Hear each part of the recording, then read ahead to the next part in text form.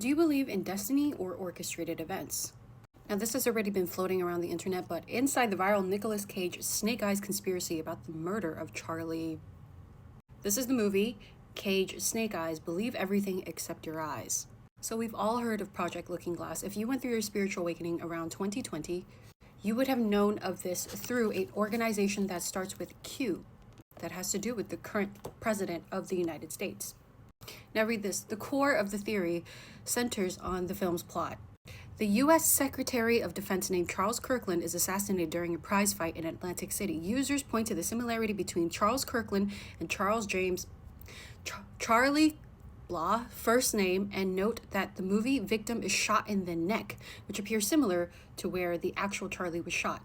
So in the movie, the person who shoots Charlie is called Lincoln Tyler, and lo and behold, in real life, Tyler Robinson is the one who did it. Some users also claim the fictional fight is set on September 10th, the same date as Charlie's real-life death.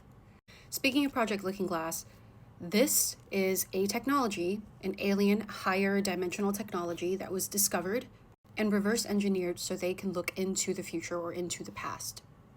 And the current institution that has been starting wars in almost every single country has a hold of this technology as well. We all know that the name starts with an I.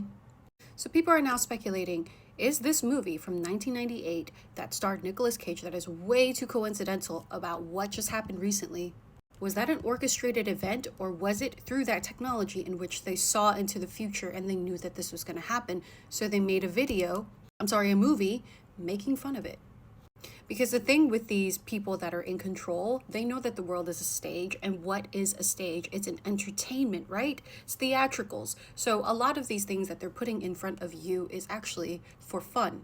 They think it's actually fun to mock people, to be like, hey, the world is a stage. We know more than you do.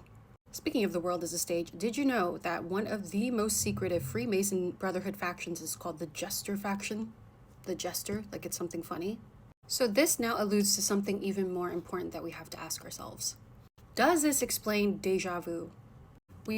I think all of us have experienced deja vu, some of us to an extreme extent. Some of you guys are so psychic that almost every day feels like deja vu. It's like, I've been here before, I've experienced this, but I know I've never experienced this. How is this possible? Well, what this technology has theorized for a lot of people, if this technology is actually even real, which I think it is, everything was already pre-written.